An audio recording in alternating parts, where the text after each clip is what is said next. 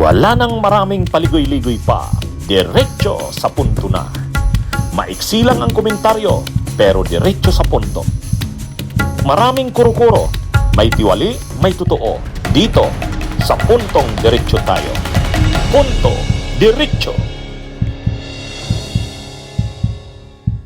Kinakalat ng mga DDS, mayroong isang DDS, DDS na overseas worker, overseas Filipino, grabe daw ang niya, sama ng loob kay Joel Villanueva. Kasi matagal daw siyang member ng GIL. Tapos ganun daw yung ginawa ni Joel Villanueva. Sabi nitong DDS na ito, nawala na daw ang tiwala niya kay Joel Villanueva. Mabuti pa raw si Jinggoy. Si Jinggoy daw ay bayani kasi nagsakripisyo daw si Jinggoy. Kahit na makulong daw siya, si Jinggoy ay totoo naman sa kanyang prinsipyo. Yan mga kabunyog yung sinabi nung overseas Filipino na yon. Sabi niya, ano bang ginawa mo, Joel Villanueva? GIL pa naman ako matagal. Ngayon wala na, hindi na ako mag-GIL, sabi niya. Ang nagkakalat ngayon yan actually mga DDS, gusto nilang siraan si Joel Villanueva. Kasi ang sabi nila, si Joel Villanueva daw ay hudas. Hudas daw sa kanila. Samantala daw si Jinggoy, bayani nila ito. So ang tinuturing nilang bayani si Jinggoy. Para sa kanila, si Joel Villanueva hudas. Mga kabunyog. Sila lang naman ang nagtuturing kay Jinggoy na bayani. Sa sambayan ng Pilipino, hindi bayani si Jinggoy. Si Jinggoy ang hindi na natuto. 'Di ba, kabunyog? Si Jinggoy ang hindi na natuto. Nakailan na ba siyang kaso ng plunder? Pangatlo na 'yan. Actually, pangatlo na 'yan, kabunyog. Pangatlo na 'yan na plunder ni Jinggoy. Ang unang plunder niya nung kasama niya ang kanyang ama. Nakasuhan sila ng plunder dahil sa wedding. 2001 'yan. Na-acquit yan si Jinggoy, na-convict si Erap. Pero in-absolute pardon ni Gloria si Erap. Ang pangalawang plunder ni Jinggoy, yung kay Napoles, 2014. Pag nakulong siya, panahon ni Pinoy, tapos panahon ni Duterte, na-acquit na naman siya. Ngayon na naman, pangatlong plunder na ito. Paano mo nasabing bayani ang pangatlong plunder? Di ba? Di ba mga kabunyog, mga kababayan? Pangatlong plunder ni Jinggoy, bayani. Ay, mga kabunyog. Paano niya naligtasan ang unang plunder? Naligtasan niya ang unang plunder, inako lahat yata ni Erap yun. Kasi silang dalawa ni Erap, yung ama niya, ang may kaso nun. Plunder dahil sa wedding. Ay mukhang estratehiya nila yun na madiin na lang si Erap, malibre lang si Jinggoy.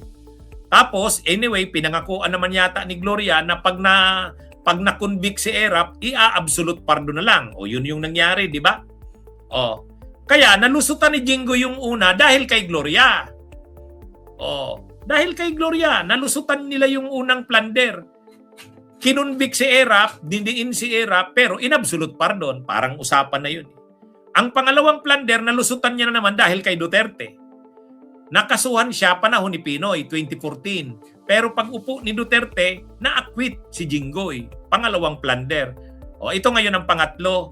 Paano mo ngayon masasabing bayani yan? Ako, hindi ko sinasabi na itong si Joel Villanueva ay dapat palibrehin dun sa kaso niya. Dapat niya pa rin panagutan yun. Dapat niya pa rin panagutan, dapat niya pa rin harapin yun.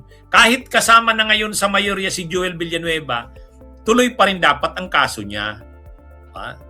Pero kinikilala naman natin yung ginawa ni Joel Villanueva na paglipat sa mayorya. Ano naman yun? Saludo naman tayo sa ginawa niyang yun. Kaya lang, sa parte ng mga DDS, traidor daw si Joel Villanueva. Hudas daw. Kaya yung nagla-live na DDS na napanood ko, dati daw GIL daw siya pero ayaw niya na daw. Wala na daw siyang tiwala ditong kay dito kay Joel Villanueva, nawala daw ang tiwala niya. Hudas daw ito. Sabi ng mga DDS. Ano yan ang may kasalanan naman kasi nun, si Cayetano. Kasi masyadong garapal na ang ginawa ni Cayetano. Unang-una, hindi na sila nag-a-attend sa session. Kaninong desisyon yun na wag nang umattend sa session? Kay Cayetano. Mali naman yun Kahit naman kalaban mo ang administrasyon, hindi naman pwedeng hindi ka na mag-a-attend sa session.